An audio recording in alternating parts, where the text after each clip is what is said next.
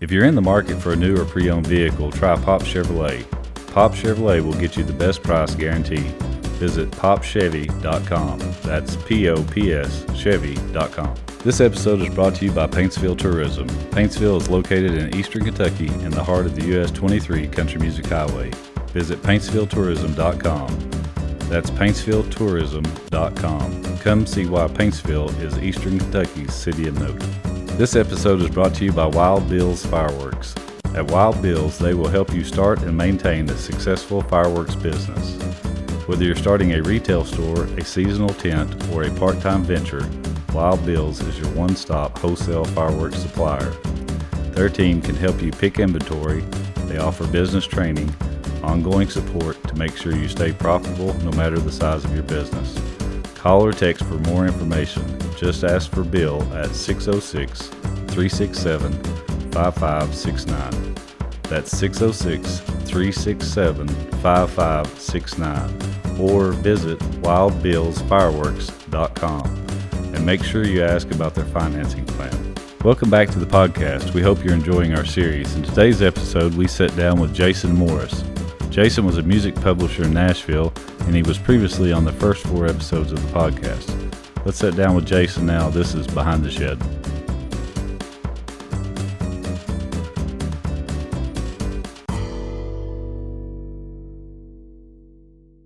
I'll never forget Jeff Mosley and Mark McGuinn drove over to my house. This is way before you met him, actually. And I was living over on Warfield in Green Hills, and Jeff shows up my door one night about midnight. You know, he's having a good time, and Mark's having a good time. He's with Mark McGuinn, and he comes in. We sat on my floor in my living room, and Jeff goes, play him the songs. And I was like, he played me Rudy. He played me, so many. Just one after another. So Heaven Must Be Missing You. Yeah, Heaven Must Be Missing You. God, that's a good one.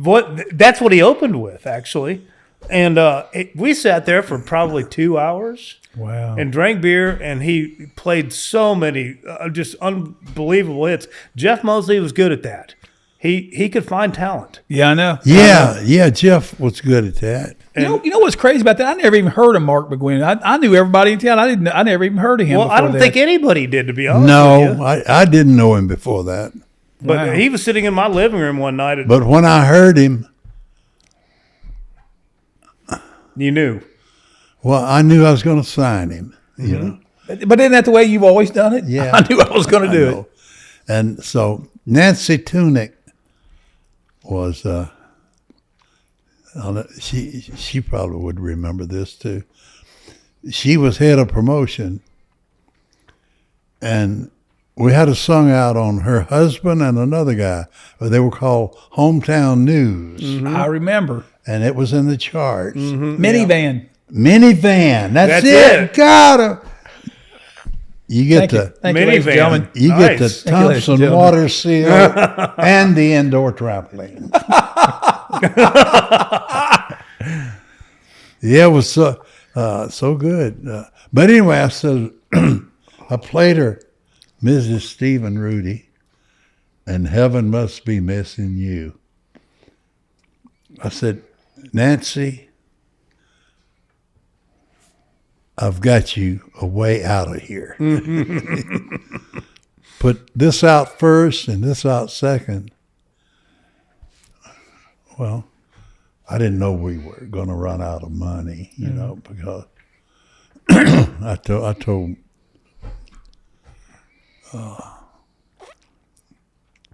what's that guy's? Shit. Which guy? David Lowe.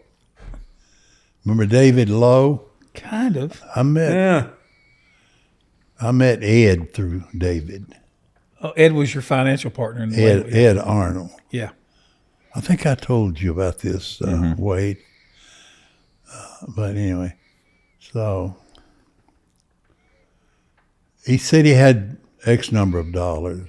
You have had a really amazing way of finding money. I mean, you made money. You found money to make money. Yeah. And it's always been very interesting to me. Well, the guy that saved us was Donnie Canada. That's Donnie Canada, yeah. somebody I never met. You did. Donnie, and it was Russ. so cool the way it all happened. How did that He happen? brought up, It's a great remember story. the guy that died, Bruce Ritz? Just recently, our buddy over there. That's That's how we all know each other. brought me a guy named Marlow Tackett. First of all, isn't that a great name? Marlow Tackett. Yeah. Before he got to you, see, Bruce worked. Marlow had a club in Eastern Kentucky, and Bruce worked at that club and was trying to manage Marlow. And Donnie Canada, that was his hangout. Mm-hmm. And Donnie said, "How can I get in the music business?" And Bruce said, "We need to go to Nashville and cut a record." And he said, "How do we do that?" And he's like, "Just jump in the car and let's go." So they drive to Harold's office, and then that's But he knew about Harold from the Alabama records were just starting to happen. Yeah. yeah. So was it one of those? How do you make a small fortune in the music business? Start with a large one. So once they got to Harold's place, yeah. Harold can take off with the story. But it's interesting that these two guys talking in a bar. Yeah. Yep. Absolutely. A couple Well, gazillion Yeah. dollars later. So how did that happen? Tell it. Well, Yeah. They brought Marlow Tackett, and so they had a tape of some stuff, and nothing I liked, but I did like his singing, and so then I went to Kentucky. Went to Marlow's club and saw him do the whole thing and pull it all at the same time and pull a machine gun on David Allen Coe. Oh my God. What? Yeah. Tell that story. Wait a minute. He pulled a machine gun on David Allen Coe? Yeah. Backed him right out of the club, too. I can't believe David didn't pull a machine gun Well, out and back him back. that's what I would have thought. That's the way that would have gone. Yeah. But anyway. Well, Marlow was kind of a crazy guy, too. Yeah. Well, David was supposed to do a show at the club. Do you know about this? Mm-hmm. I've heard Bruce talk about it. Yeah. And this was about that time. And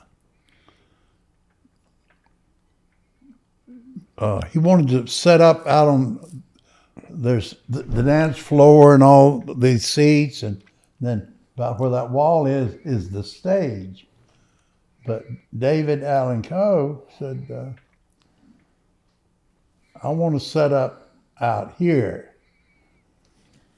That's not big enough for my band, kind of thing. And Marlow says, no, you can't do that. So that's where people dance. You got to play off the stage. The stage is where you play. He says, no, I'm not getting on that damn stage. I'm going to play right here, or I'm not going to play. It got hot real fast. Real quick. And both of them being the hillbillies they were, were. Marlow's Good gone English. now. Yeah. They were. Yeah. 2 S's. You didn't get your degree from that university. So Marlow said, well, you're not going to play on the dance floor, so load up your shit and get out of here. And so David Allen Coe said, I'll go when I get goddamn ready to go. He could tell. It was, Oh man. It got ugly. it was all coming apart. Yeah. And Marlow went back in his office or whatever. Yeah, he had a little office and all kind of rooms back there. And came out with one that looked like, I thought, shit, here's Elliot Ness, one of the damn little machine gun. And David left. he left. Wow. I think I wouldn't stare down. a And machine called gun. left and called the sheriff.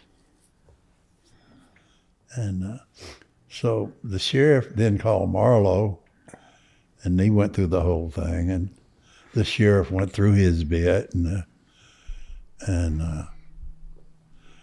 he said, well, I'm sure he'll be calling me, and so he did.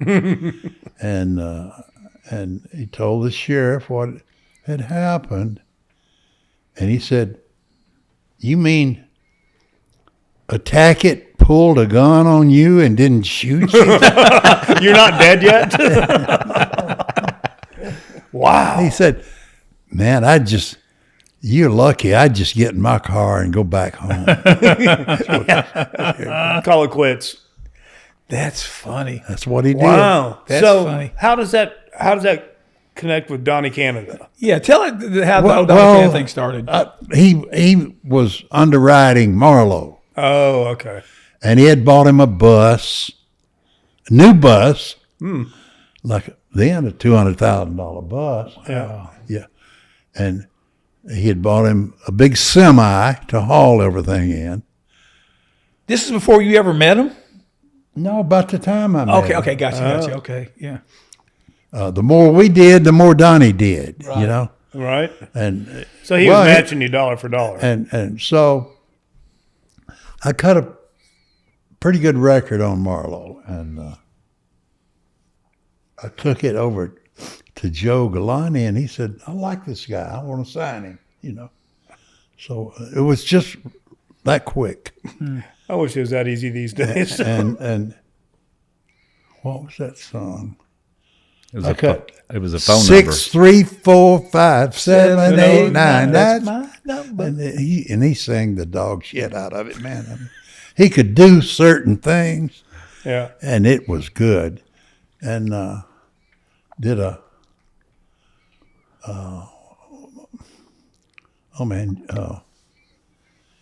what was his name? 4 a.m. Who wrote that? Vern Gosden. Vern. I don't know who wrote it, but I think Vern sang it. Yeah. Yeah. Fair and Young. Fair and Fair Young. and Young, That's- yeah. Oh, God. Out of the whole album, there was 3 or 4 things that were really good, you know. Enough that it was a good album. Right. And so Joe Galani, man, he just jumped all over it. We released the first single, and it debuted in the 40s. Brand new guy. Wow. So we knew then that we were on to something, and we went on a promotion tour to promote the records, and got to Texas, and Marlow, being the illustrious club owner that he was, got on stage literally behind chicken wire. It was one of those places. Behind chicken wire. Right. It was one of those places, Was it in Texas? and made the wrong move on some guy's wife. And so after the show, they followed Bruce, and I think he might have gone to Marlow's place. Hotel room. Yeah. And so everybody they knows followed Bruce. him, and then when it got tough, Marlow went into the men's bathroom, and they killed Bruce. Yeah. Oh, Bruce was in the hospital for weeks. No kidding. Yeah. Yeah. Lost hearing in one Lost ear. hearing, yeah. Wow. Yeah. Donnie And then Keys. Yeah. immediately after that, Marlow came back. Boy, Galani was so pissed, I don't you know. blame him. Yeah. and he was pissed at me and everybody else. God damn, you can't keep him in line. I said, no, I can't. So then the next weekend, he got shot in the parking lot of his club by another jealous husband.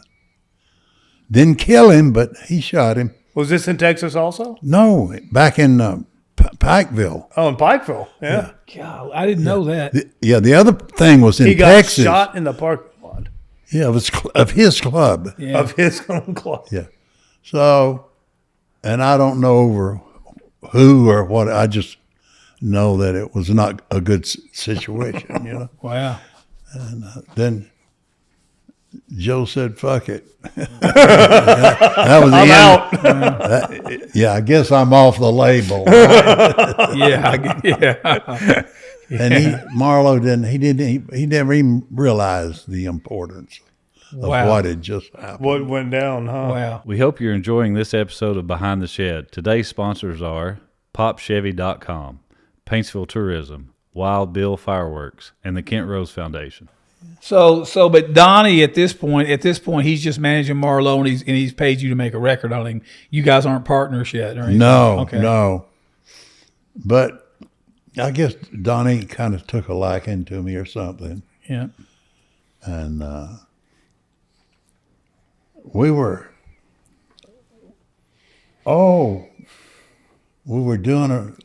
doing somebody else. We were cutting some sides on somebody else, and we got into a conversation, and like we are now. Mm-hmm. What are you planning on doing now?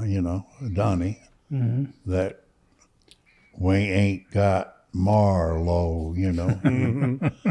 Shit. Cut him free. I said, Donnie, the only thing I'm trying to do is build me a studio where I can make serious records, and just like that. He said, well, what do you need for that? And I said, well, I need a lot of money. It's that easy, huh? What a coincidence. I got a lot of what money. You gonna, yeah, I said, what are you going to do? I said, well, first thing I'd do, I'd buy me a Trident 2SM console. Had that board. And I had a 16-track board and a 40-track machine. So I was way off. You know what I needed? Paper towel. I need a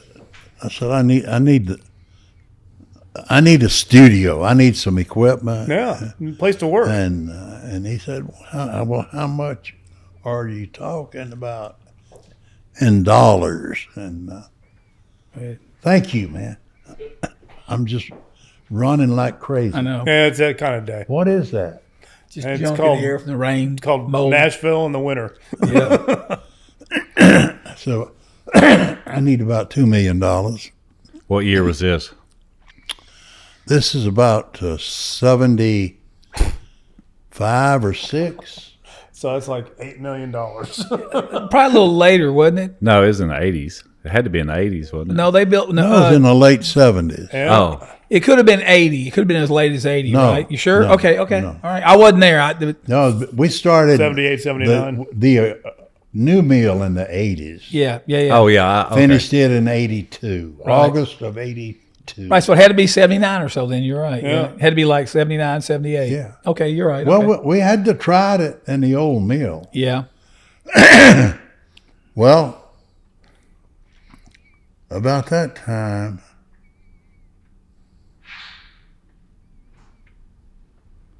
yeah, it Where was was the late old because we had bought it.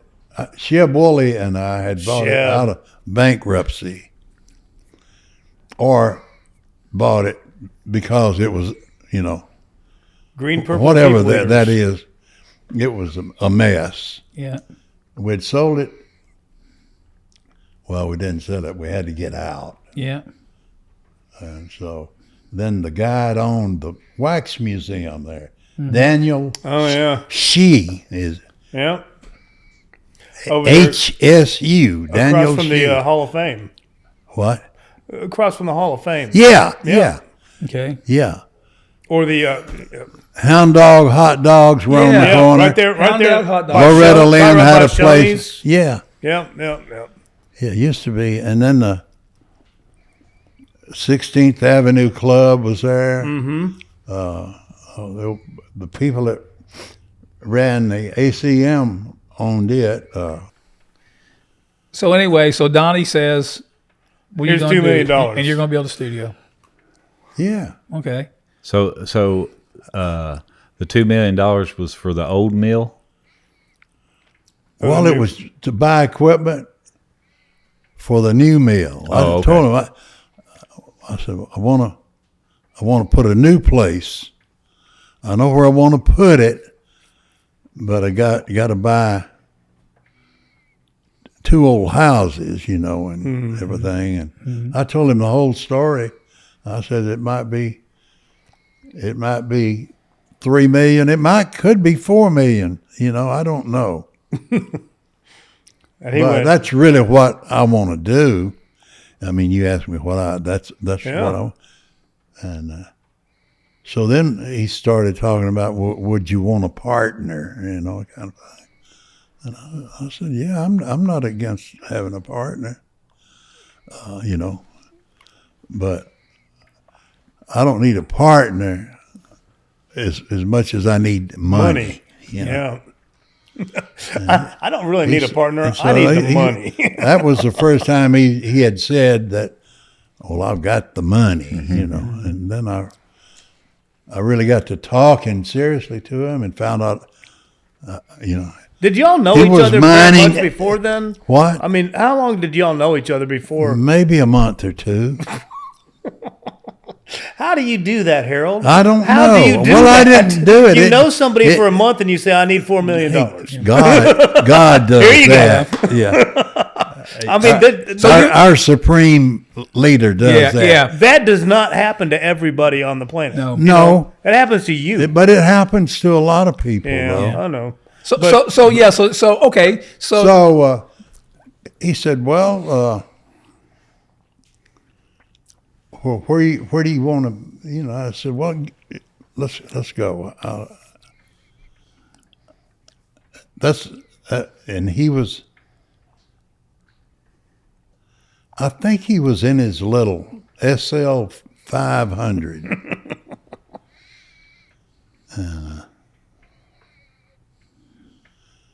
Because I said, I've got to get situated where I can make enough money to buy one of these cars. Is that what you wanted? Yeah. And you did too, didn't you? Yeah. Yeah. He walked in one morning. That was part of the budget. Walked in one morning and said, your car's up at Madison Smith. Was that the old dealer over there? Yeah. Wow. I said, what? He said, your car is over there. Oh, got you a car. I went over there and it was. Wow. Got the key and it actually worked. You know what? That's the first time I've heard the actual story. I've heard that story 100 different ways. I don't know why I never asked you that. He just called you up and said, hey, go get your car. That's what happened. And so, wow. Now, so I showed him, I said, Donnie, I love you. we've got to sell, one or two of these houses. Maybe we can sell one of them, or get somebody to tear it down, and it'll take about 10 grand to get it torn down and hauled away. And that's about what it took back then. And, but it didn't. Dale Morris, I gave it to Dale Morris and he moved it free. The house? Yeah. Oh, wow. That's where Dale's office is. Oh, is that? Oh, yeah. wow. I didn't know that. That old house, that was where the mill is. Yeah. I didn't know that. I didn't remember that. Wow. And so then. Where was the old mill? Because I didn't get here till 80. Across from the Hall of Fame. Oh, okay. You know where that little country, whatever this building Yep. is, it's right next to there. Okay, that's right. Right by there. Yeah, that was, what's his name? His wife's name, Joy Ford. I remember her name. Herman. I never knew him. Yeah. He was a character. Wow. He had a lot of money. Herman did. He had a lot of money too. Yeah. But anyway, so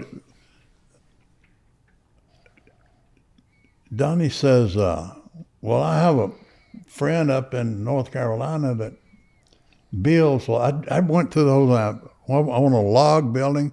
I want all these timbers when you walk in. And I want a studio over here. And I want, office and all. The second room wasn't there. It was not part of the big plan. I didn't know that. Remember that we built that for Ed C. Yeah. Oh, yeah. No, yeah. The studio. Yeah. Yeah. Yeah. No, I was in the middle of that. I know that. Yeah.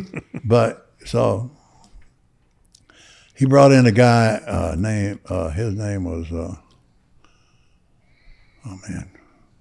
thought I'd never forget him. Oh, what's his name? Hanson was one of them. Yeah. He did a lot of the work. Bill Kirkes, Kirkes. Wow. Bill Kirkes from right out of Charlotte, North Carolina. This is the log company, the log cabin company? Yeah. He remembers how to spell it because he came wrote in all the and checks. I told him what I wanted to do, so he did the plans and all of that stuff. And Donnie said, well, I'll bring some of my guys down here and we'll get these walls up in a hurry. I said, well, I want it designed by an acoustical engineer. I want it to sound like you would think a wooden structure, you know. I mean, it should be the ultimate. And so that's when I met John, what was his name? The acoustical engineer that came in. I know this and I can't remember. I know exactly I'm what sure you're you talking will. about. He He bounced was a lot friend of, of Cotton's. Yeah, I can't think of who it is right now. He did a lot of rooms in Nashville. Yeah. He was a big deal for a while there. Yeah, he was. He did it. He did. And so was Steve Durr. Yeah. Yep. Yeah. Steve was a good engineer, technical guy. But anyway, this guy, it sounded so good. And so said, well, got this many logs. And then this is the acoustical guy. When he you tuned want the the room. perfect scenario. So the logs are one wall. And then there's a freestanding wall of 6 inches or so from that wall, and then another 12 inches or so from the freestanding wall are the inside walls of the main studio. So it's supposed to sound like it sounds, which is as good as you can get it. Right. Everything is technically. There's no corners. There were no corners that weren't. No right angles. Right. No right angles. That's what I'm trying to say. And it's as near perfect as you can get it. It was tuned. Yeah. It was a good tuned room. And there's under the floor and the Oh, do you have floating floors? main studio, there's 950 shock absorbers. Yeah. That floor is Yeah. sitting on. What was that guy's name? And there's X number of pounds of sand in the drum floor. I mean, everything. As good as it could I mean, the mill was an incredible place. Yeah. Still is. Even though they don't record there anymore. Yeah. But they still teach people about What's songs Bart and doing with music. that place now? Do what? Bart? It's like a It's kind of NSAI. like a think tank in that they have classes and they write and do all of this stuff. And since it became property of the songwriters, they have signed right at 160 people that they taught there how to do stuff to major publishing contracts. Right. Yeah. They do good work over there, yeah. Yeah. They do. Bart's a great guy. It's incredible. It's incredible what they do. So you're proud of that. You're proud of handing that off. Yeah, to them. That's yeah, good. Yeah. So when you were building it, did Donnie bring down coal miners? Yeah, he brought about 40 people down in trucks and shit. They put them down walls up, outside walls. Did they blow the hole for the 2 or basement and 3 everything days. too? Didn't they do all that stuff? Blow the Yeah. hole and all that Yeah. stuff? There's a basement? Yeah. In the mill? I didn't know that. It's huge down there. Huh? Oh, it's huge. Oh, underneath. I've never been down Oh, yeah. to the basement. Yeah, it's all. I never got past the studio. It's on solid rock. We had to blast rock out of. I went to Chuck's office and I went to the studio. I That was remember about that. it. Shit, there was I think 8 offices down there. Are you a whole- kidding me? And then past that, there's a whole section on the other end, and that was Yeah. wide open. We had the plates in, we had the vault in there for all the tape. Yeah, Yeah. Never went down there. I was always upstairs. Yep. had office space, had writers' rooms, had a. Yep. How did I miss had all that? You could cook. Had a Full kitchen. breakfast kitchen. Ping pong table. In fact, we cooked breakfast there on Saturdays. Was Yep, it? yep. For a long, long Yep. time. Really? Yeah, and for a long time, we had Joe and Jim had a space downstairs for a while, and we put a Bud Logan down there for a while. That's right. Had a bunch of writers' rooms down there. I had no idea. Then Glenn had an office there, and and that's Marty's gambling. Glenn Campbell Music was down Glenn there. Campbell for was Yeah, down that's there? what I'm saying. Yeah. Now, you know the little side entrance outside? Yeah, yeah. Here's you That's- some I think- trivia. yeah. That's where Alan Oh, Jackson that door that started. goes off the side. Yeah. Was in the basement of the Never, mill. ever went Did you down know there. that? Alan Jackson was there every day for Yep. 2 or 3 years. Yeah. Really? Yeah. That's where I met Jim Weatherly down there, down the basement. Oh, Jackson, he came from Glenn Campbell. He came Yeah. from, Yep. Yeah. that was So- a Carl Jackson thing, actually. Carl's he's a great musician. Yeah. I And saw writer. him play just the other day. I He played recorded at 2 or Melbourne. 3 of his songs on Glenn's album. Yeah. Yeah. One of his albums. Yeah. That basement was happening, man. We I had had no idea. We had a #1 party down there in the basement for KT. That's right. On Do You. I think it was Do You, wasn't it? Yeah. I've got a picture of us all down It there. was yeah. Do You. Yeah. Yeah. It was Do You. I did not know. Yeah, it was big enough for that. Wow. Yeah, it was great. You did blast some rock out of there. Well, oh yeah, a lot of money because I remember it was $1,500 a shot or a blast. Every time he felt a vibration, it was $1,500. you felt that, didn't you? Yeah, as a matter of fact, as an aside, when we put the Focusrite console in A, all the Yeah. power supplies that took up a bunch of space for that console Right. took up one whole office down there. They had to run the cables under and put all the power supplies down there for the damn Focusrite. Yeah. I'm gonna. But go there was a over there tape after vault this down and there. Go There were check it out. 2 or 3 chambers or echo plates down there. 3, wasn't it? Then we had 3 plates down there or 2. We had 2. I thought for us reason I thought We there was had 3. what was the original? The EMT, and then you had the other one. That's Lawson. right. Lawson. Yeah. Gene Lawson. That's right. Yeah. Yep, we're down there, and those things were 8 feet And long. then eventually we had the EMT 250s. Yeah, but they were in the control rooms. We had 2 of those. I guess I drove by there so many times and I went in there so many times. I never thought about what that side door was below. I just never. Well, don't feel bad because I don't know if you remember. It's a great hideout. When you not knowing stuff, when you walk in the lobby, if you remember, if you look up Yeah. where Harold's office, there was like glass there, but Yep. you couldn't see through it or anything. I never ever thought about it. So years later, Harold was over at Mercury Records. Yeah. And we had a thing come up about a song called Why Lady Why that was on the first Alabama album. And the guy that had co-written that with Teddy had originally been in the band. Yeah. And Harold had signed the publishing way, way back on that song when he was cutting that record and everything.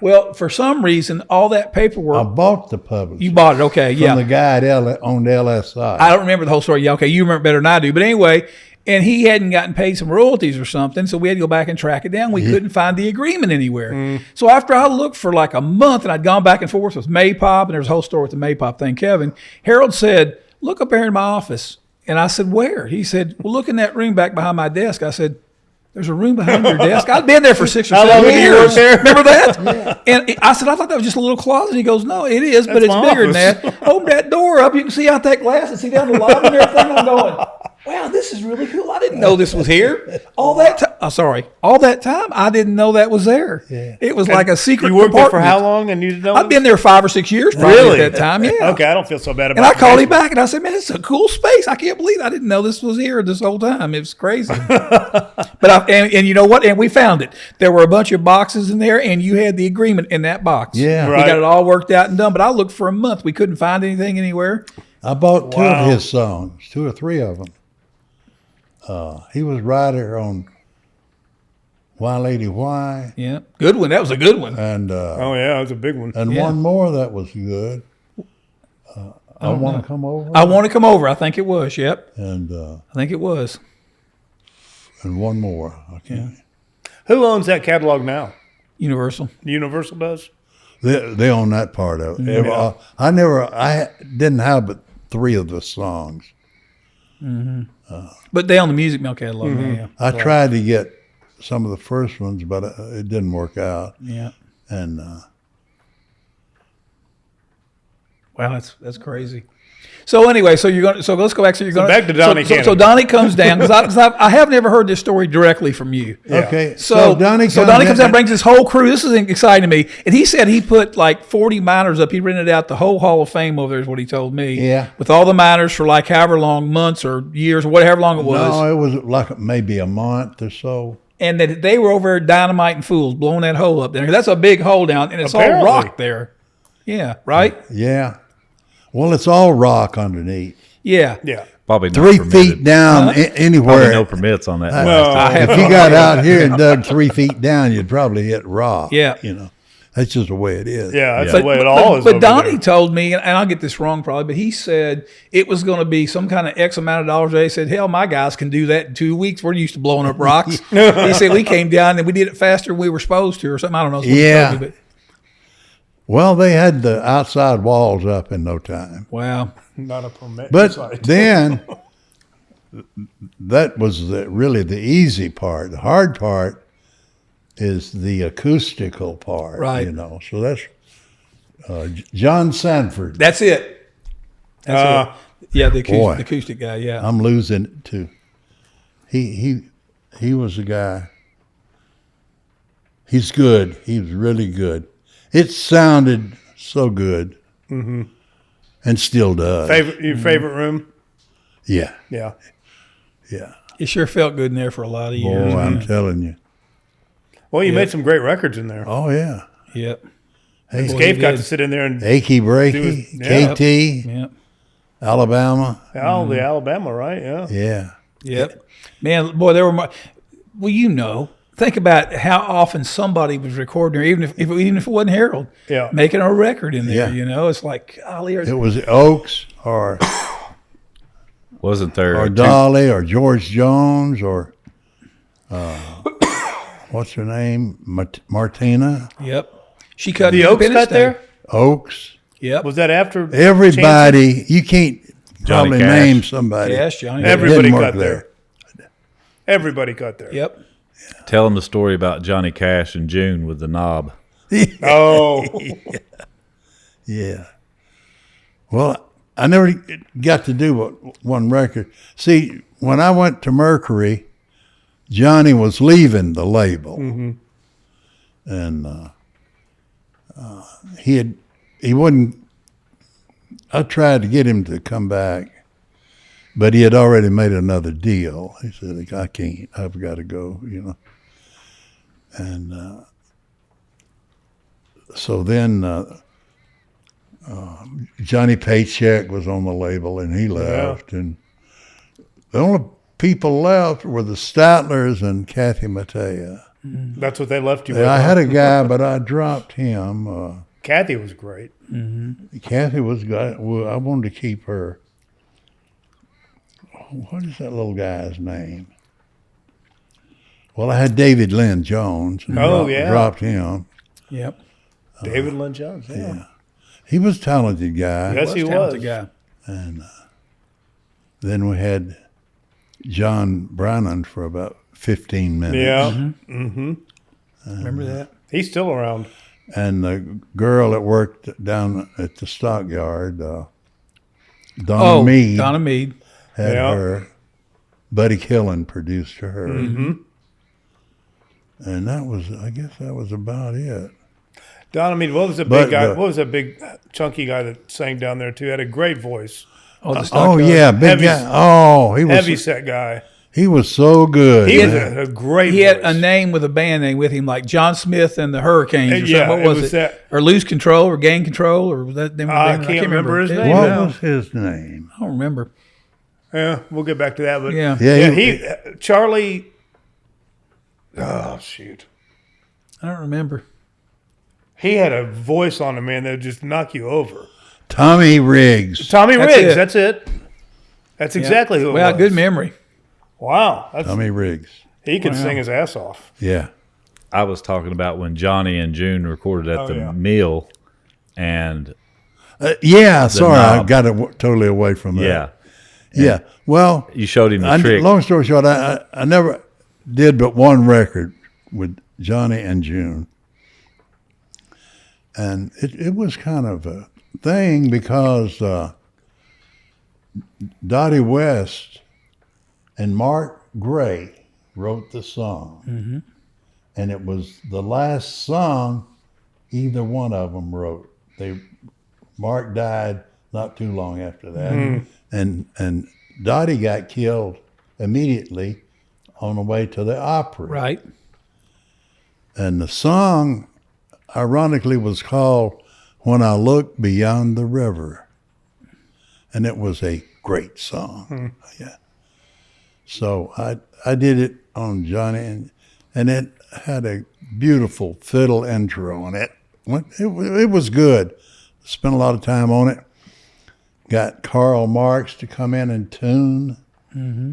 This is before anybody had Pro Tools, you know. Mm-hmm. Maybe Ed might have had some at that time. But I don't think anybody did that. we didn't have any in the They studio. did it on the Fairlight, didn't they? When they Ed C. Yeah. Yeah. Yeah. But we did have everything else we needed. And there were things that were accessible if you were willing to put the money into it. So long story short, I wanted to be a great sounding record, and it was because we got June in tune, you know. and Marty Stewart, I ran into him one day, and he told me this story.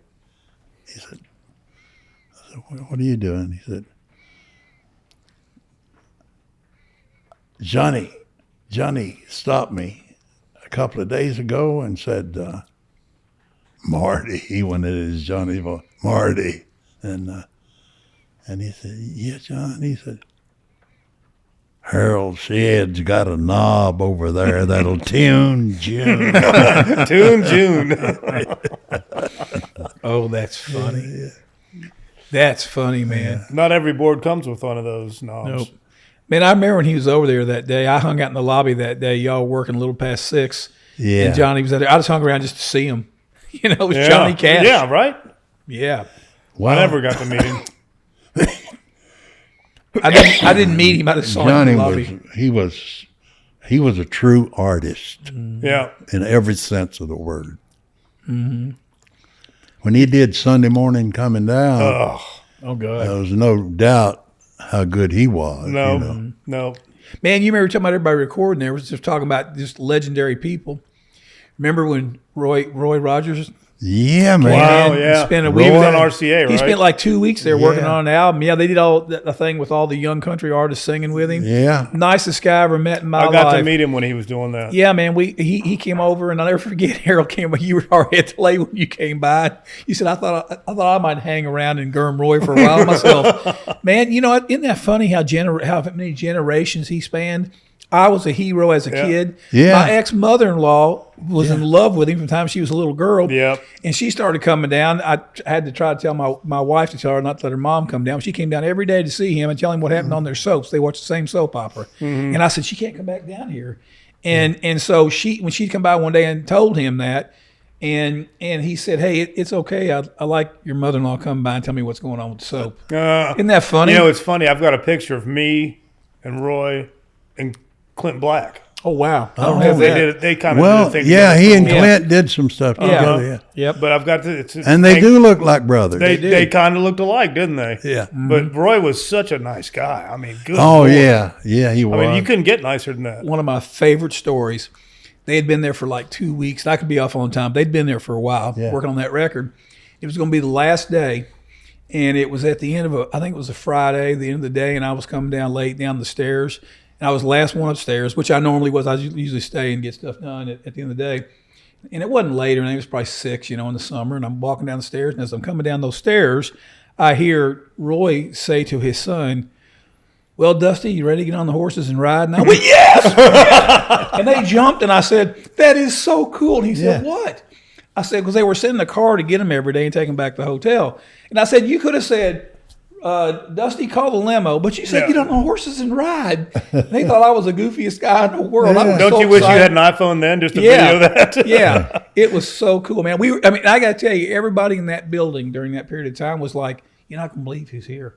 Yeah, Roy Rogers. Yeah, it's Roy Rogers. Yeah. And I was telling somebody that a while back that story, and they said, well, who all knows who that is? I said, I'll tell you what, Elton John recorded a song called Roy Rogers on his biggest album in history. That's right. Hell, we're watching Roy Rogers tonight, Yeah. Yep. That's how big a deal Roy Rogers was. Well, yeah. That was... Yeah. He was just a little guy, too. He wasn't Dale, she was a little bossy. Yeah. And so we were talking in the lobby by the fireplace. Mm-hmm. And he was so interesting, Roy was. Yeah, he was. So nice and everything. And so we're talking, and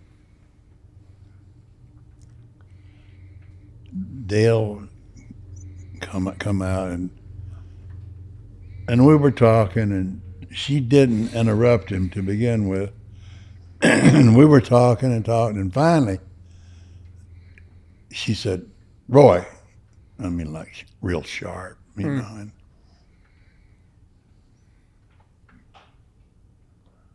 he said, yes. You need to be in the studio. They need you in here.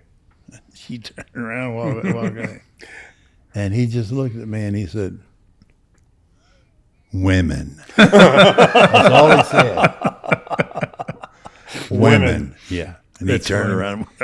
Went, She got a little bossy, did she? She was road managing the situation. Yeah. That's funny. No, I started at Tree Publishing in 1988 and just kind of walked into the tape room. In fact, I was waiting tables before that at a place called Granite Falls. Well, but where you came from and how'd you get here to do all that stuff? Where I came from? I came from Bowling Green, Ohio. Okay. And my dad was the country editor for Billboard magazine. And so I'd come down here and spend the summers with him. And then when I actually the day after I graduated from high school, I moved to Nashville and, hung out with my dad, and that's how I got to meet everybody. Really, I was close quarters and mods and various bars. Mm-hmm. Where a lot of business took place in Nashville. Where all the business took place. I mean, even O'Charlie's. You remember O'Charlie's over there on Hillsborough Road on 21st Avenue where they had 3 for $1, not 1 for $1, not 2 for $1, but 3 for $1. And I'm sure Chuck and Brian remember it. Go ahead. Yes, we did. Yeah, I kind of remember Chuck and Brian there. But we'd go there and meet for happy hour every afternoon. And that's where I met Paul Worley, and I met, a whole bunch of people. And then a few years later, I decided, okay, I really kind of want to be in the publishing business.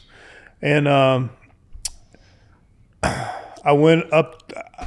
It was kind of a divine situation. I walked into Tree and went to the second floor, and a friend of mine, Sean Heflin, was working at the center desk there. And she's like, "What are you doing here?" I'm like, "I really don't know what I'm doing here." And she introduced me to John Van Meter and Greg Dorschel in the tape room, and I felt like this is home. All this, it's like the kitchen of Mom's house, Thanksgiving, all the songwriters hung out there. It was a tiny room. It was a very small room with a bunch of equipment, but everybody wanted to be in there. That's where all the music was. That's where all the songs got pitched. That's where the ideas happened. Yeah. That's where we came up with ideas to pitch songs to Harold for, different various acts. And it was just fascinating to me. And I loved the technical part of it. I loved making tapes. There was a writer in town named Randy Boudreau. And the first day I was working there, he came in and he said, Jason, Paul Worley wants me to he wants 3 copies of every song in my catalog. The guy had like 280 songs. And I stayed there till 2 o'clock in the morning. There was a big pile of tapes sitting there. And I made 3 copies of every song in his catalog. And I got in trouble for that because they're like, don't listen to Randy. And so Randy decided he was going to buy me a drink every time for every tape I made for him. Oh, that's great. But there's a phone. That's Harold's. So anyway, I worked at Tree for, 3 or 4 years. And I left there and I went to run Gary Morris's publishing company and had some great success over there. We had a Patti Loveless cut called She Drew a Broken Heart. And I just muted it. And so Who was it? we had success there. John McElroy and Ned McElroy and a bunch of really great writers were there. And I was there for a while. And then all of a sudden I was pitching songs to Al Cooley over at Atlantic. and I'd never met the guy before. So I was taking him like a copy of a song for him and one for Rick Blackburn. Who ran the label, yeah. Yeah, who ran the label.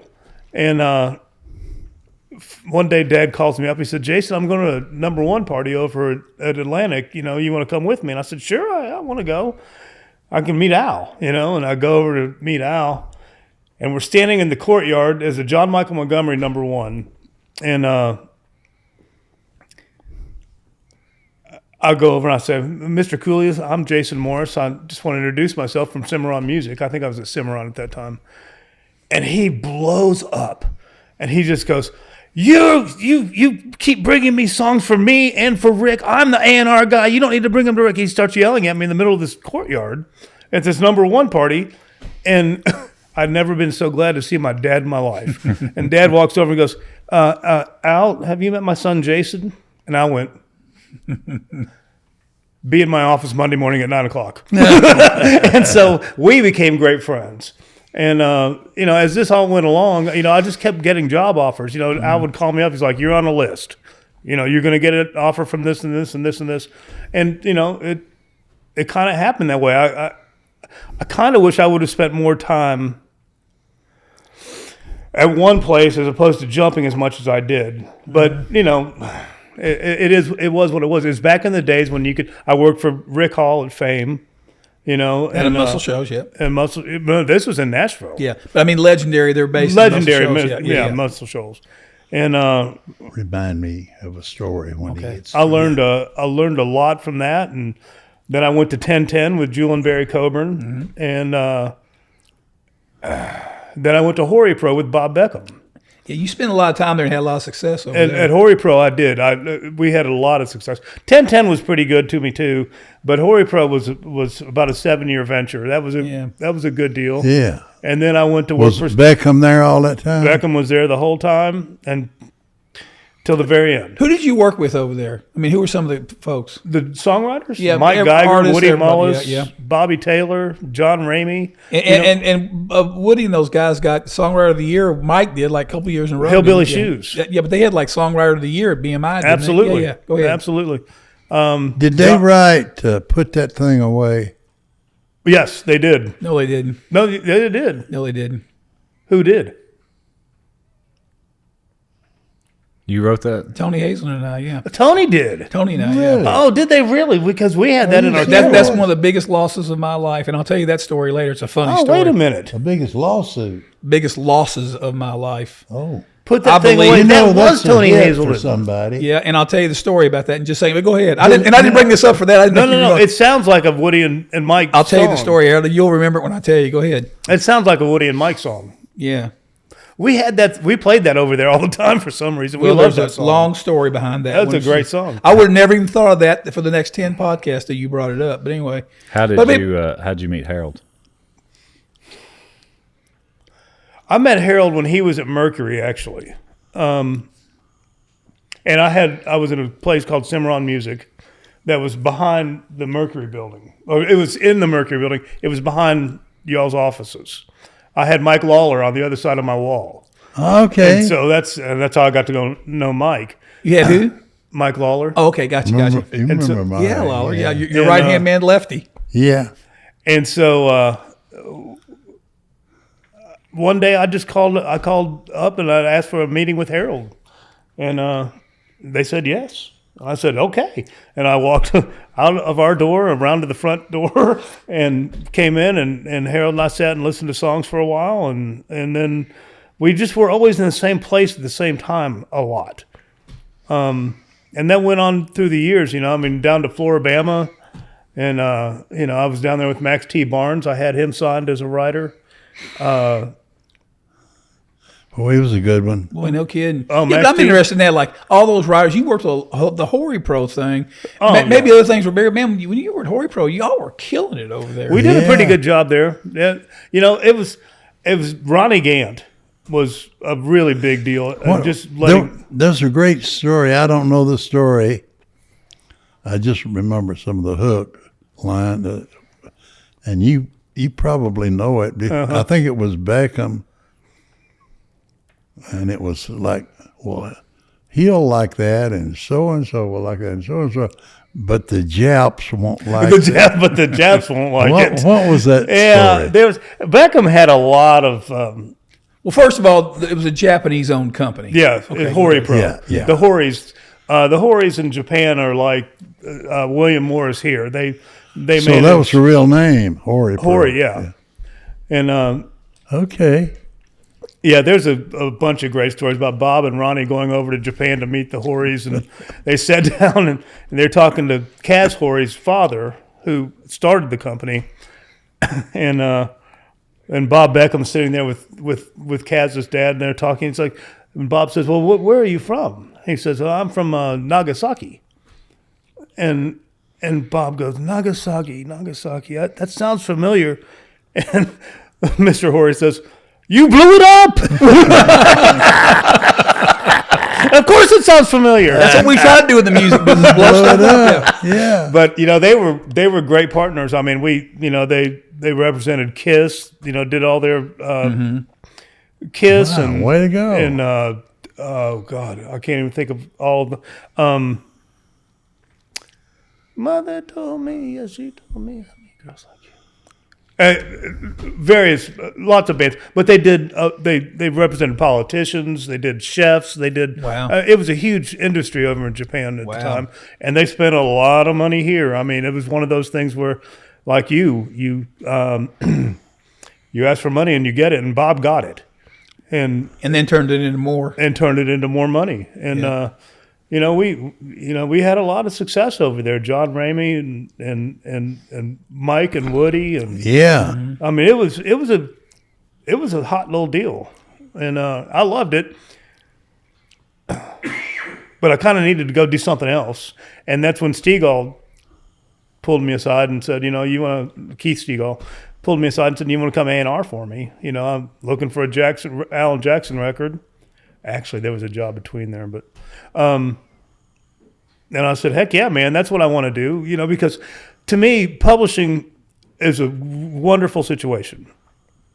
You have this catalog, and you got these writers, and you get to go show them off. You go, hey, play them for all your friends, and everybody loves it. When you do this A&R thing, the whole town is your publishing company. Mm-hmm. And you can go to any publishing company and go find anything you want to, It taught me a whole nother side of it because I was so focused on just one publishing company at a time. Mm-hmm. As an A&R guy, you could go anywhere, and especially when you're looking for songs like Alan Jackson, or whoever Keith is working with, because he's a big deal. Very well respected, very great songwriter, great producer, made great records, still does. Kidding. Yeah. I mean, from Zach Brown to, I remember Keith and I going to, over the Tin Roof in the back parking lot on a very cold day like this. It was raining, and he said, "Come with me. I want you to come see this band." And I go back there, and we're standing in the rain, and wearing one of Keith's little tiny jackets because I didn't bring one. And we're listening to this band, and he said, "What do you think?" And I was like, "Well, man, it kind of sounds like a James Taylor cover band." He's like, "Yeah." He goes, "That's my retirement," and it was Zach Brown. Wow. And, that was a good one. Yeah, that was a good pick. And we went down to Georgia, and he made a great record, made a couple of them. Sure did. And. Did you hire Keith? No, I didn't. Was that a Luke thing? Yeah. I wasn't sure. I used to pitch songs to Keith. I mean, that's how we got to know each other.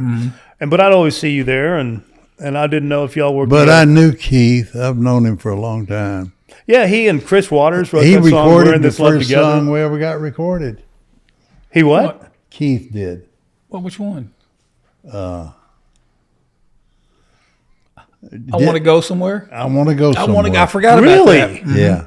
I forgot about that. It was actually one of the first, what do you call it, animated videos.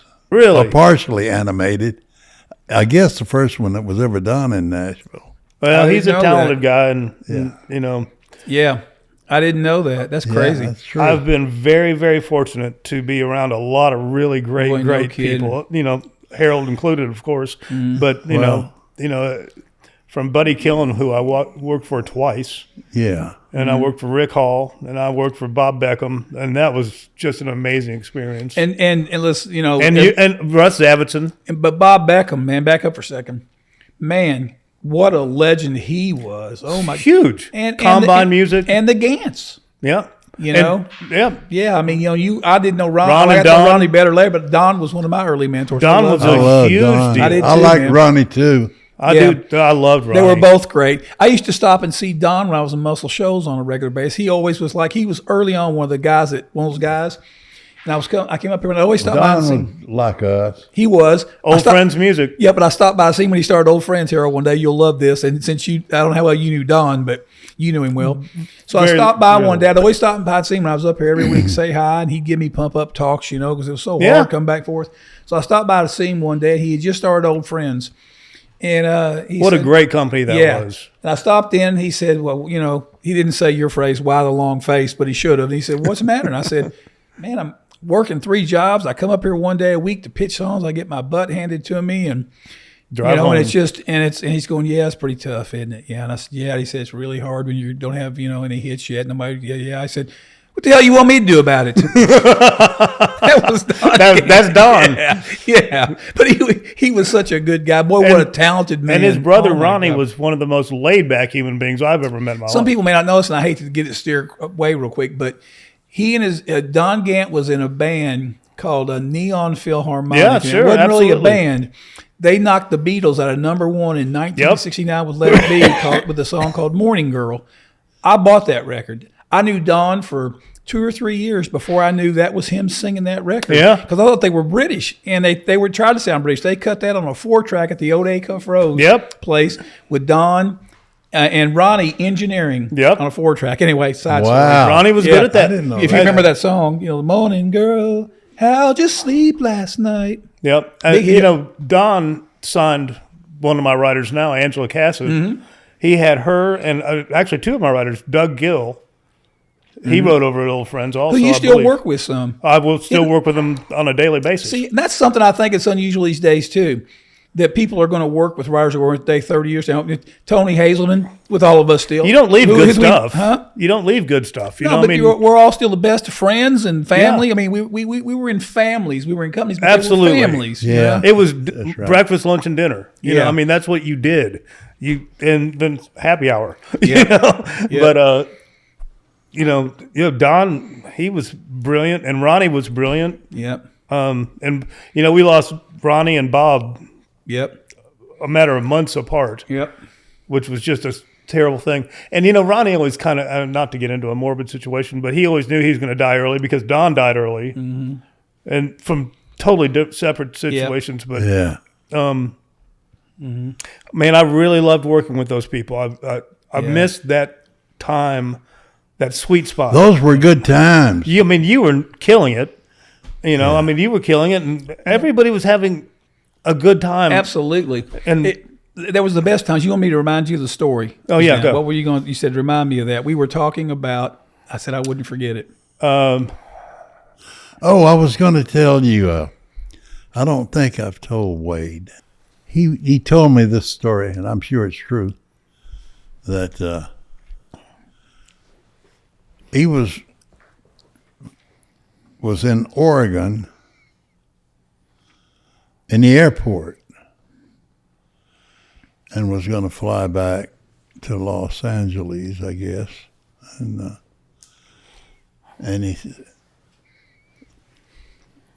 he said he looked over, and Marlon Brando was in the line waiting to get on the plane, and he said, I didn't want to gurm him, but I did want to meet him, and he said, I just walked over to him and said, Mr. Brando, I like your movies, and I appreciate your talent, and I enjoy what you do. And he said, so with that, I turned around, went back, got in line, and Tommy was a funny son of a bitch, man. He said, and about a year later, I was in London, and they had a reception, and a lot of people, and the press, and said this girl came up to me and said, well, Mr. Collins, I know you wrote all of the songs and all especially the ones that Merle Haggard recorded. Merle cut 28 of Tommy's songs. Wow. And Wow. I think 4 of them were number one. Cut his first number one, High on a Hilltop. Yeah. And then Carolyn, and then The Roots of My Raisin Run Deep, and then one more. Wow. But anyway, said, I guess you're having a great stay in England, and he said, yes, ma'am. And she said, you've had such an illustrious career. Do you have any regrets? And he said, yeah, I have one. And she said, well, would you mind sharing that with us? And he said, no, not at all. I said, I wish I'd have spent a little more time with Brando. A little more time. He saw him in the airport. It's funny. I just saw Tom Collins. Look. Got you. That's funny. I just saw Tom down in Wish I'd Venice spent Beach, a little Florida. more time with Brando. You saw who? Tom Collins. Yeah, but that's a different Tom. Yeah. No, I know. Yeah. That's funny. Yeah. So Tommy. for people who's heard this podcast up to this point, this would be episode 6 or so. You need to explain what germ means. A germ, yeah. That's what you run from. Everybody says it, but I guess it's a music business phrase. It is. No, it's. I looked it up. It's specifically a Nashville thing. Oh, is it? Is it really? A germ is? Yeah. Yeah, it probably is. So That's just something you can't get rid of. try to explain what it means for people who live in Oregon. Well, how would you explain that? Somebody that's Well, that's... It's a wannabe. It's somebody that Yeah, clings to it's you a guy that can't resist. and can't take no for an answer. and Yeah, and doesn't really get it. Yeah, he's got to be uncool no matter what, I think we've probably all fallen into that category at one time or just one conversation Yeah, I'm where sure you go, I have. God, I wish I wouldn't have done that. Yeah. You know, Yeah, I but have you too. know to get yourself out of the groove. Yeah. Some people just stay there, Yeah. and that's a germ. Yeah. My first germ hat, Glenn, I have it, still have it. Glenn Campbell gave I it remember to me. that hat. Yeah, you just He always wanted to go. He wanted to go germ somebody every day. yeah. Yeah. That's funny. I'm gonna be somebody's pain in the even ass. He said, "Let's go germ Jimmy Bowen." I said, "I'll go with you, and I'll take pictures of it because I'd like to see that actually." I'd like to see that. That's Did funny. you and Bowen do much work Bowen together? was not in, so No. we didn't germ. Didn't germ. Yeah. Did you all work together much? I did 2 albums with him for With Jimmy? Atlantic. No, Yeah. he's talking about Lee Campbell. I'm talking about Jimmy You're Bowen. talking about Jimmy Bowen, yeah. I never worked with Y'all Jimmy never Bowen. did anything commingled? No. All right. I didn't really care for Bowen that much.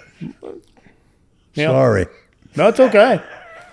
Yeah. I'm not saying. Well- I don't think you're alone. He tried to get me a job. I didn't like that. No, I remember that. Yep.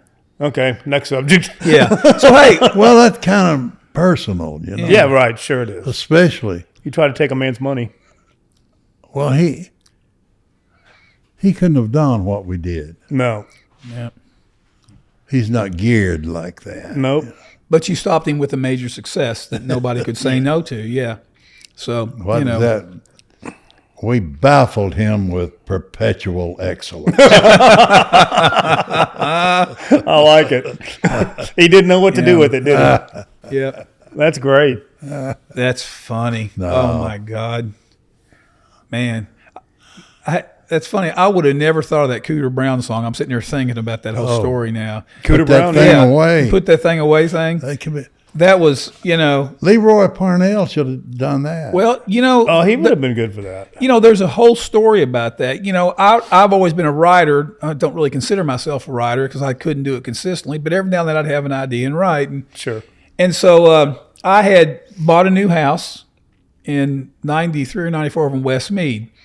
And the house was all glass in the back. It was a little house up on a hill in Westmead on Rodney Drive over there. And it was all glass, and we were going to remodel it. And I was going to paint it, and I'd never painted a house before. So Tony Hazelden had just remodeled his house. He didn't do it personally because he was actually writing songs and making He was money. living around the corner, wasn't he? Not that time. This is when this is a different house. Okay. And so anyway, Tony said, get one of those Wagner power painters. This is where this song comes from. And he said, they're easy to use. I've seen them. He said, when I lived down in Thibodaux, before I moved to Nashville, we had one. So I bought the one that fills the roller up, not the sprayer, the roller thing. And like everything I do, I didn't read the directions. So I started in the corner of the wall, and the whole back of the house is glass. I was going to start there, so I just turned it on. Well, if I'd have read the directions, I'd have read that you turn it on for 2 or 3 minutes, let it fill the thing up, and go. You know, if you leave it on, it's not good. I didn't read that. Well, anyway, before I did that, I had put kills in this inner bathroom to get ready to paint it, and I'd shut the little door and have a fan. I was high as a kite when I came out. I came out because I thought I was going to fall down. So I said, shit, I'll get over here and start doing this Wagner power paint and rub my eyes. So I started going.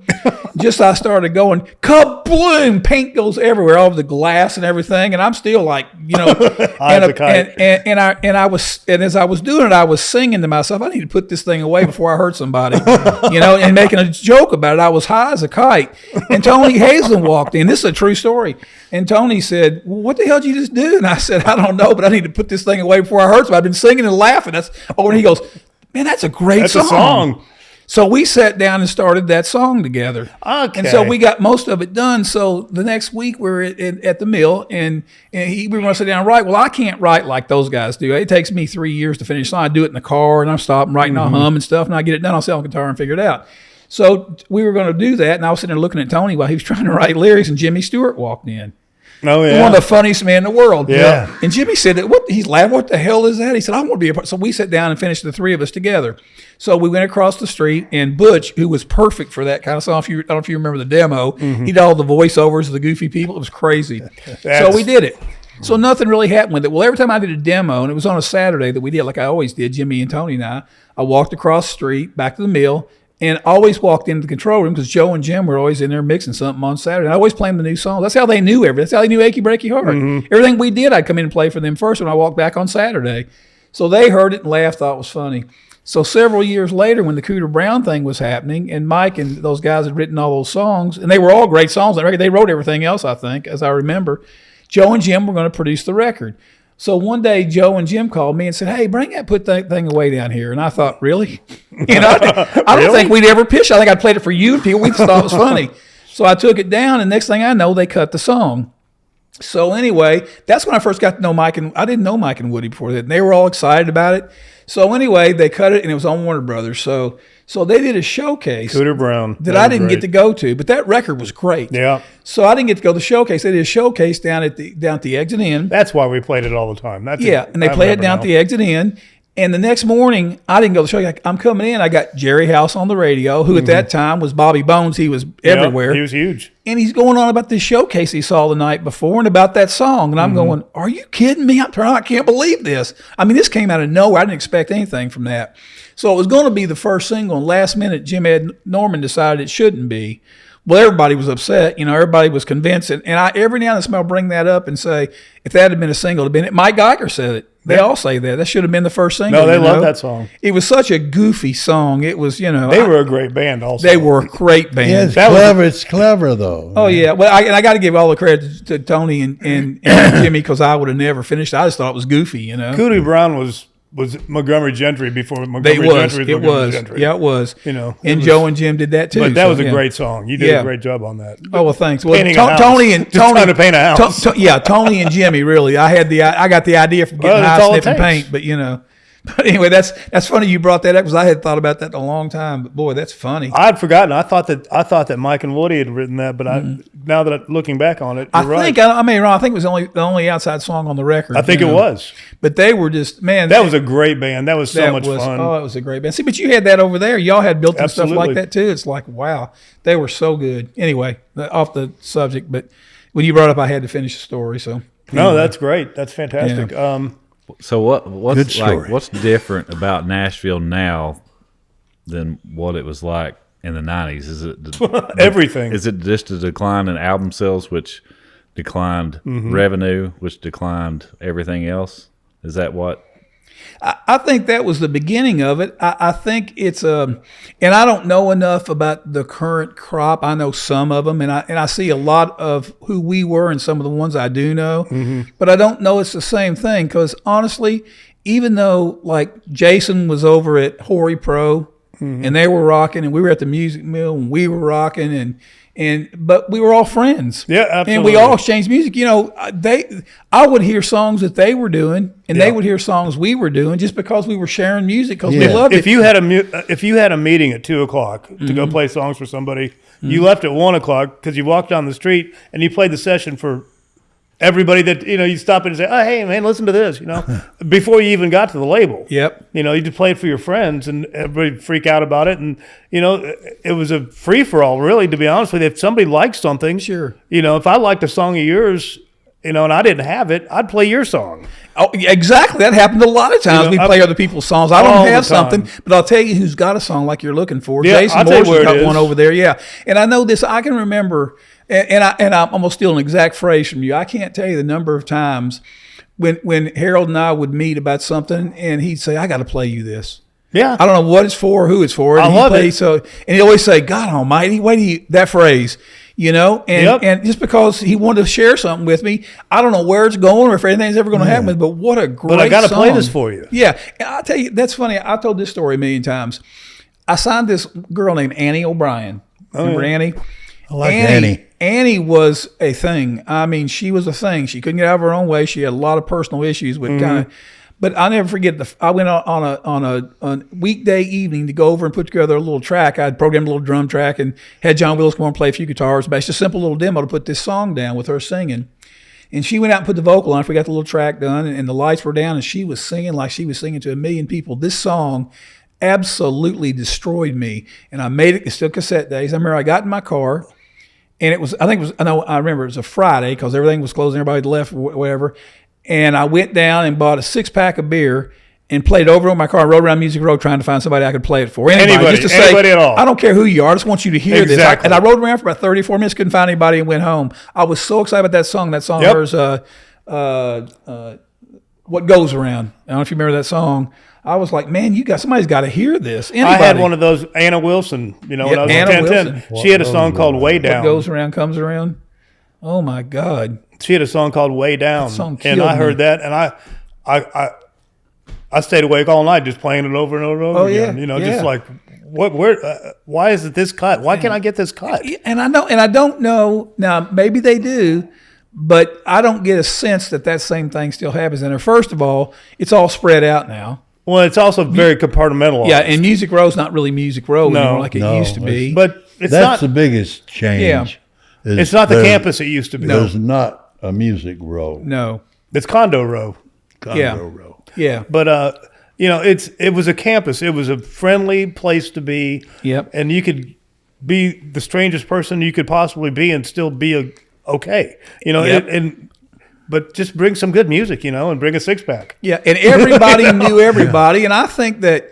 Well, you said it earlier. There's not a mods anymore. No, there's no mods. There's no not close quarters. Nope. Two cans. Nope. There's not a tavern on the road. There's no phasons. There's no Nope. tavern.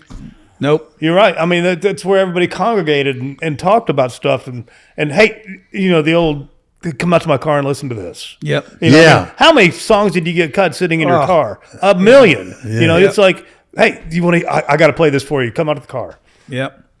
Which meant a lot of things, but it also meant playing a song. Oh yeah, it really did. It really did. No, it really did. Yeah, it's I just don't know. But it motivated you. It motivated. It made you get up the next day and go do it again. Yep. Absolutely. Made you think go do it about- again. I need something like that. It was like back It's in those spiritual days. is what it is. It was like if the Philadelphia Eagles were on that corner, and the Kansas City Chiefs were over there. I don't care if they're going to be in the Super Bowl or not. They all got together to drink at night and hung out and talked about the plays they were going to run.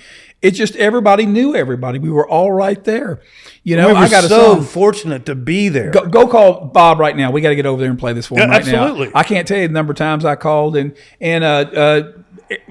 Brian's old boss that Rob Galbraith years ago over at Millsap Music. He told me one time, he said, man, back in the day, he said, you would call me so excited about a song, I'd stop what I'm doing and say, come on over right now. Do it now. He said, most of the time I passed, but I had to hear it because you were so excited. Yeah. And we were excited. That was back in the day when I could even call Galani, and he'd go, my sister worked for him, but at the same time, but we knew each other. I'd go, man, I've got this thing for Brooks and Dunn. I got to play this for you. Yeah. And he'd go, come on, let's go.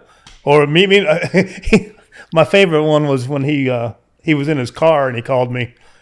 And I said, I've got a song I've got to play for you. He goes, I'm in front of your office. Come on out. Yep. I was like, okay. Yep. But everybody was approachable. I remember Dwayne from the Oak Ridge Boys. Yeah. They'd be on the road, and I'd know they were back off the road because every time he got back to the road, he'd call me and say, hey, I'm going to be down the road. I think he lived out in Hendersonville. Yeah. He said, I'm going to be on the road in a little while. If you got anything new, bring it down to me. And he'd call when he got in the parking lot. I'd run down with my cassette and give it to him, say hi, and he'd drive off and listen. I mean, I think that I've said this before too, and I think we'll all agree, and not the only one who ever said it, but I think in those days, everybody came to town for one thing.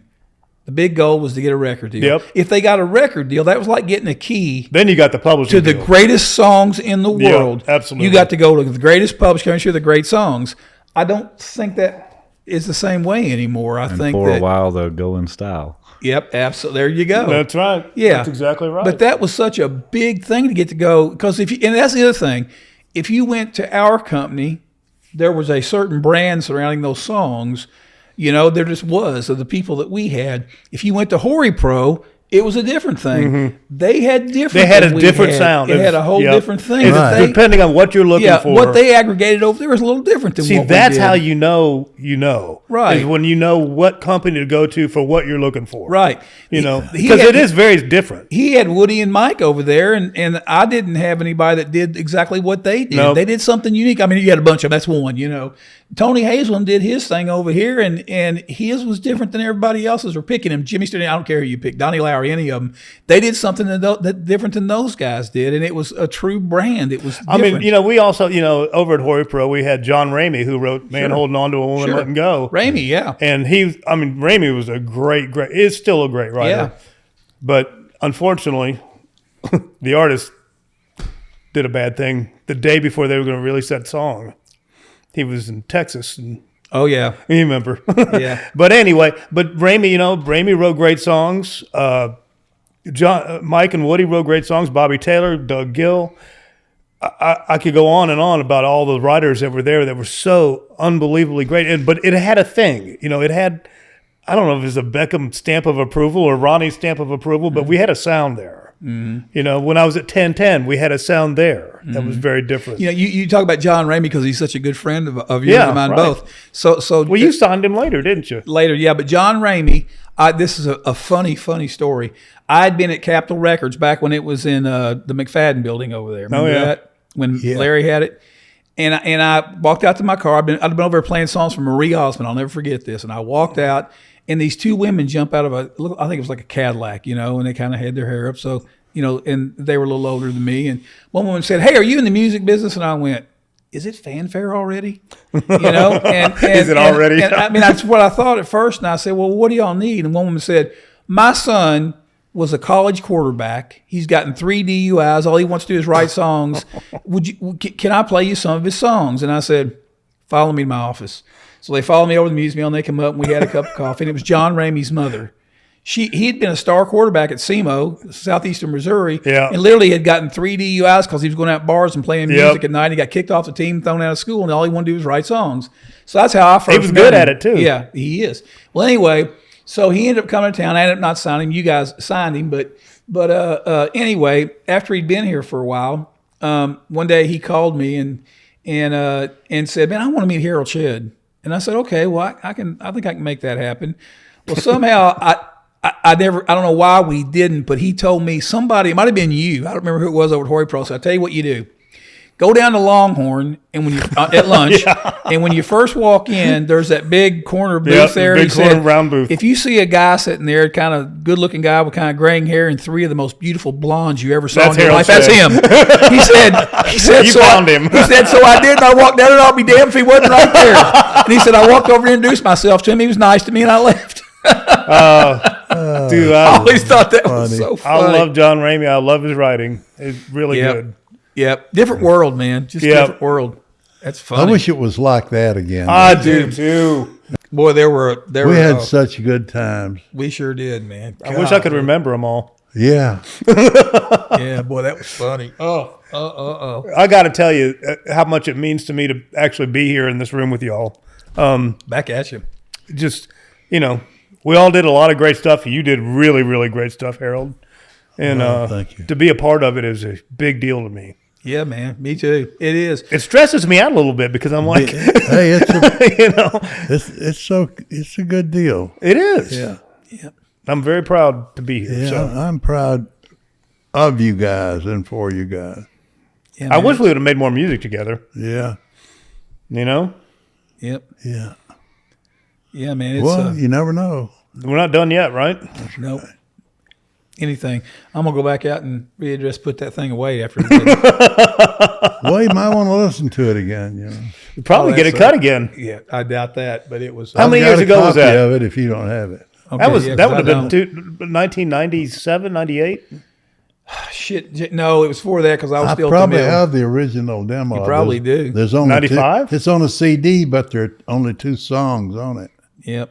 Butchie. See, that is exactly what it's about right there. He remembers the song, what format it's on, how many songs are on that format, that from a song from 30 years ago. Yeah. I mean, that's how you know that you love what you do.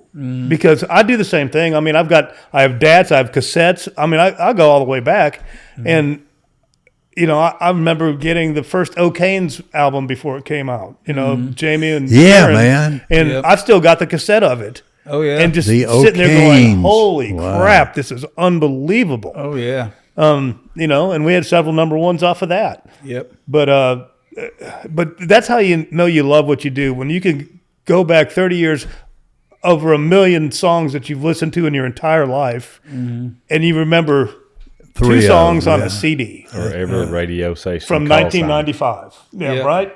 And across the country. Yeah. It's not the hits all the time. Sometimes it's just a song that hits you in the head. We were talking about Mark McGuinn earlier. Yeah. Why on Mrs. Stephen Rudy does it start with play ball?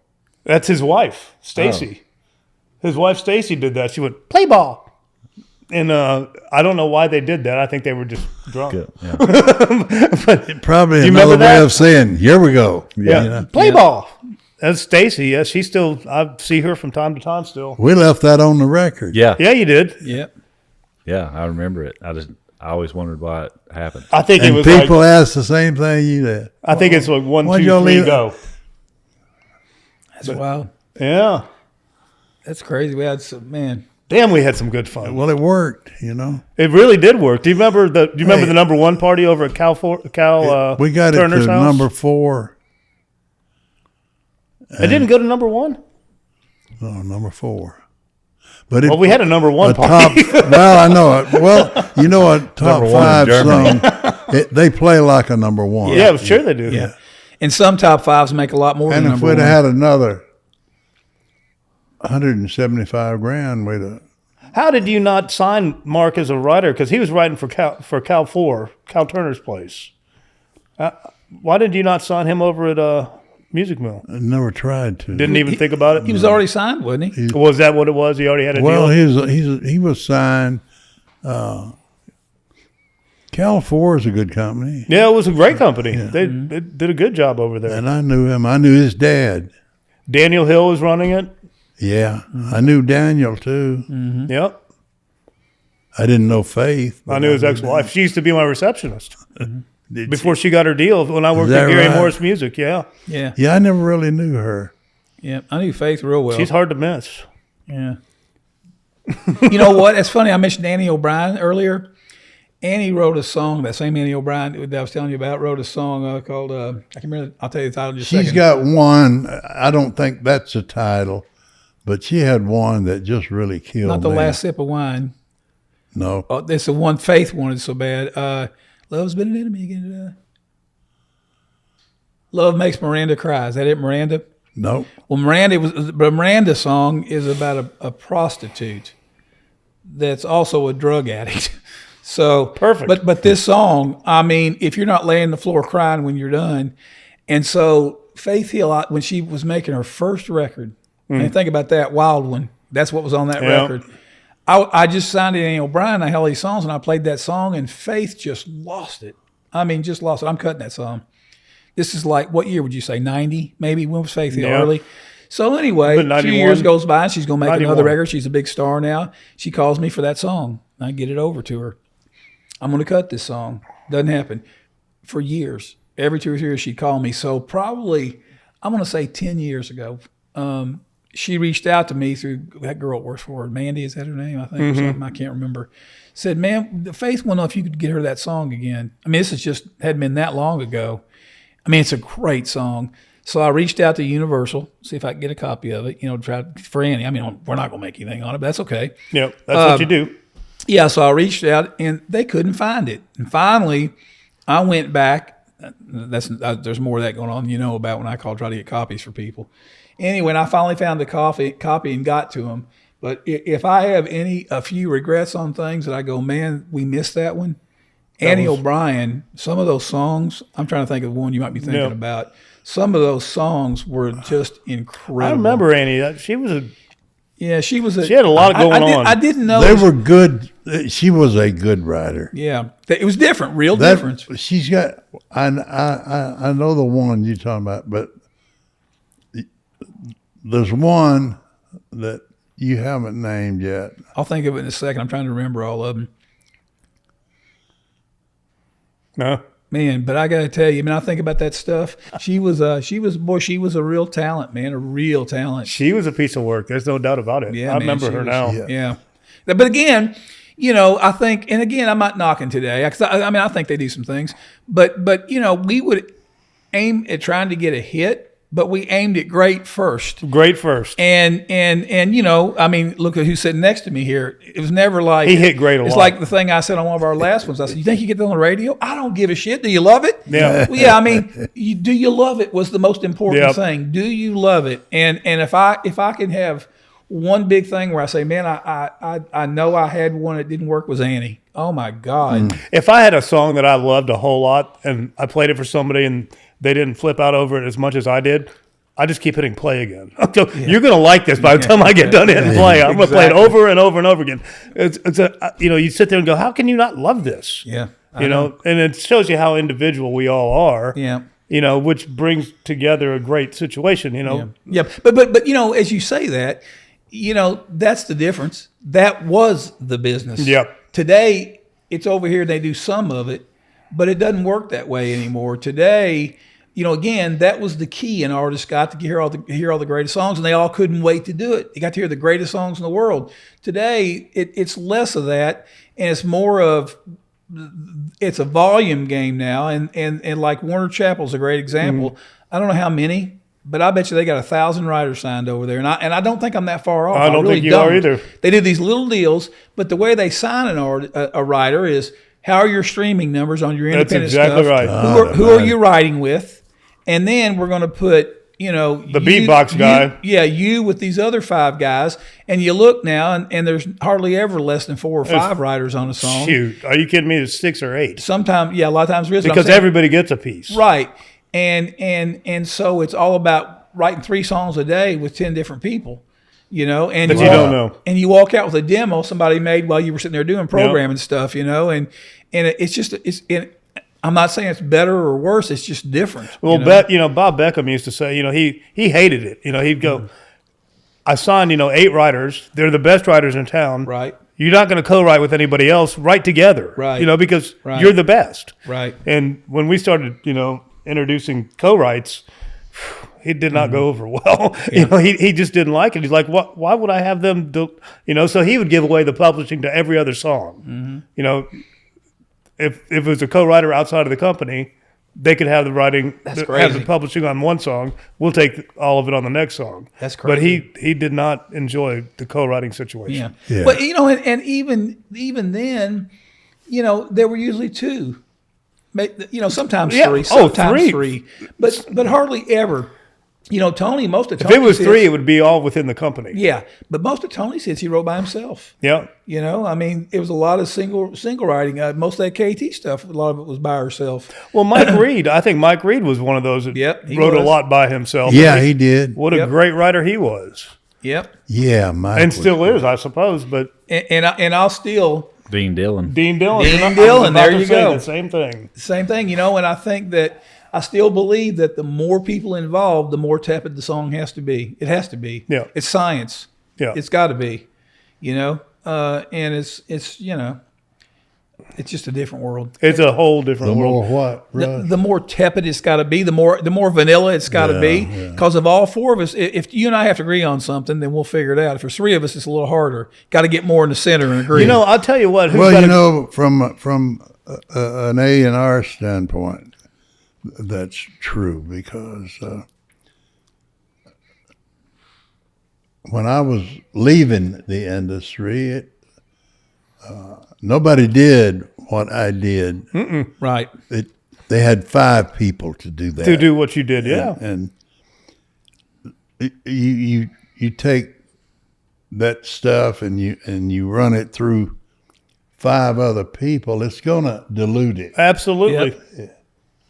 Yep. They're not Absolutely. gonna like all of it. Yep. But I think that was the economics of the whole situation. And I think, everybody talks about the Garth Brooks wave, that, threw all the money into the industry, which gave you the ability to hire 5 people to have an opinion, and sign 10 acts that were all the same and see which one popped to the top, Really, But first or the of all, Alabama wave. it's almost impossible to get 5 people to agree on on anything. any one thing. That's exactly, You're exactly right. The point. That's the point. Yeah.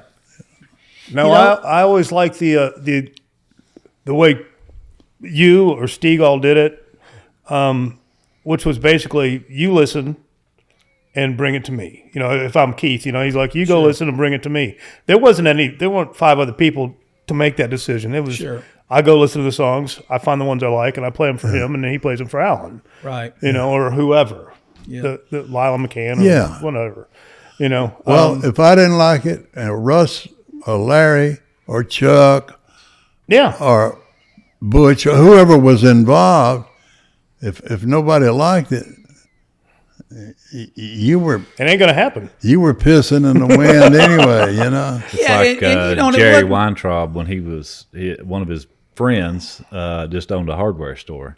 So Jerry takes him to see an act he's looking at, and he says, "What do you think?" And the guy that owned the hardware store says, "I don't really care for it, anything." And he said, "Well, you're wrong. I'm signing him." Yeah. It was John Denver. Yeah, oops. So that shows you that, 2 opinions That's are not better than yeah. one Yeah. that knows what they're listening to. Yeah. My brother-in-law Absolutely. played guitar for John Denver. Oh, really? Yeah, Pete Uttlinger. Yeah. Yeah. I knew that. And the other thing about that is you talk about doing that job with Keith and me doing it with Harold and all of us. it wasn't. It just because I love it didn't mean he was going to love it. Exactly. And just because he would play me stuff and didn't mean I was going to love it. And you don't listen to stuff thinking that they're going to like it. No. You know, you took stuff because you loved it, and it kind of made you who you are. Sure. You know, Keith would know that I'm going to bring him stuff like this. It's going to be probably serious. You know, it's probably going to, you know, be in a ballad situation. You know, I could hit some up tempos, but what I really love is this. And Keith knew that's why he hired me. Sure, you know, because he let you find. You know, and at the same time, I remember Harold. When we were talking about his radio one day, and he was telling me when he used to do DJ, and you'll remember this. You know that people would call in to request songs, and he'd say, "Oh yeah, I want to know why you like that," which I always thought was interesting. Tell me why you like that song, right? You know, and I and they'll tell you. Yeah, but I think that gave, and again, I told you that earlier. I always thought that gave you a good perspective on things. You know, that I didn't have because I didn't do that. Know that, you know, I don't know for what reason necessarily, but it also. Why do you like that? You know, it would be also great for a songwriter, you know, to hear that conversation. Why do you like that? Yeah, because it sends you in a direction. You go, well, this is what people like. Yeah, I'm going to write to that. Sure. Yeah. I think it's good. Yeah, I think it's real good. A good idea. You know, Jason. Yes, sir. Thanks for doing this with us. I'm so glad to be here. Used to be a guy. He'd call me every morning at 6 o'clock. I did the early. She always works in the morning, and he was the minister of music at a church, and I knew him and knew about that. And every morning, well, maybe not 5 mornings in a row, but 3 mornings out of a week, every other morning, he would call me and want to hear Jack Green sing "There Goes My Everything." Oh, yeah. Minister of music at a church. And this is a song about they're splitting up, you know, and all that. And I said, why do you like that song? And he said, well, it's a negative song, but he said, you know, that's real life, you know, just like that. That's the way it happens. And it is, you know. So that was a good answer. Yeah. Country music is real life. Sure. Yeah. You know? It is real. It is real life. Maybe it is what Harlan said, 3 chords and the truth. Yeah, it might be, you know. It maybe that's it. I mean, Harley Allen did the same thing. And we make thing. a little more out of it sometime, but maybe basically that's what it is. It just comes down to this is what it is. There Goes My Everything is pretty simple, really, if you analyze it, you know. Yeah, absolutely. Yep. But it sold millions of records. A lot of people liked it. Yep. And before we get off that, I want to say one more thing What? that we said the other day about the difference today, too. As we were mentioning earlier, and you were talking about the economics with Garth and all that stuff, I never thought about this till the other day where Sharon Bryan said, when we talked about 3 million records, and he said, don't forget, back in those days, that was 30 million gross. Mm-hmm. That doesn't happen today. Nope. Totally different world. Totally different. The economics are so different. But anyway, okay. Yeah, you get 1 million streams now, you get $1,200. Yeah, right. Yep. Literally, if you're lucky. It's hard to run a tour on that. They have some funny bookkeeping. Yep. It's like But a movie they've business. always had that. Yep. But 100 million streams, you get 100 million streams, you're getting somewhere between $3,000 and $4,500 for the master. Yeah. So, you know, you add it up, that's, you know, what, 300 or 400 grand for 100 million streams. Well, that's that's the master side. I mean, the publishing side's somewhere between, you know, they say between $1,000 and $1,300 for the publishing for that million. Yep. Well, again, add that up. You know, I got to tell you that, you know, those performance checks were hard to lift up off the table, you know, from BMI in the day. So it's like, you know, different deal. Now it's a master's deal. And economics, I think, has helped change all that stuff too. Wasn't the number 1 income producer for BMI Toby Keith? Probably was. And number 2, Shania Twain. Yeah. Probably. I think now I could be wrong. I think but- that's I think that's right. I don't know. Yeah, probably for a couple of years or so. Yeah. Whose boots have your bed? Oh, never mind. It didn't work. Yeah. From 2019, 2020, and 2021, they were 1 and 2. Wow. And you Huge. signed both. Yeah. Well, Harold, I'm going to say this. I should have had somebody else do my contract. I'm going to say this, Harold. What? When I grow up, I do want to be you. I want you to be a lawyer. I'll work on that. Contract lawyer. The contract lawyer. Get me a better deal, Jason. All right, You know Jason, thank you. Thank you very much. Looking quickly, looking back, you were talking about things that helped me make records based on what I had. And another thing that was really educational in a sense, in it that it made you more aware about who the writer and the publisher and the artist. Before computers, before the 80s, really, Yep. early 80s, I worked at radio when, and I worked in radio for, I think, 14 years. And every record every station I ever worked at, I was in charge of the music. You got me? Yep. I was the PD. I had Yeah, that. right. So, but responsibility went with that because BMI and ASCAP and CSAC, while they had a monitoring system, they didn't write down the song, the writer and the publisher, the producer, the label, Right. the artist. The PRO. Yeah, before computers, he wrote all of that down. Yep. So many, I think it was, the max was 3 months a year for each company. So anything that was played in that 12-month period, you really knew about it, you know, because you learned and you remembered who wrote it, who published it, who the artist was, who the co-writer was, and what label it was on. Sometimes how long it was, even, because you put all of this information down personally, you know. Yeah. So that was really a great lesson in country music. Absolutely. You got to know it pretty intimately because Yeah. you were Yep. doing all of it. Yeah. Absolutely. Wow. Yeah. Yep. All right. Thank you, Nashville. Thank you, Jason. Thank you, you. Harold. Yeah, buddy. Glad Thank to you, be Wade. here. Thank you, Wade. Y'all ready to hop on the horse? Who did we lose? Brian? He's still He's here. around somewhere. Yeah. Y'all ready to get on the horse Where? and ride? Get on your horses and ride. That does it for this episode of Behind the Shed. Thank you for joining us.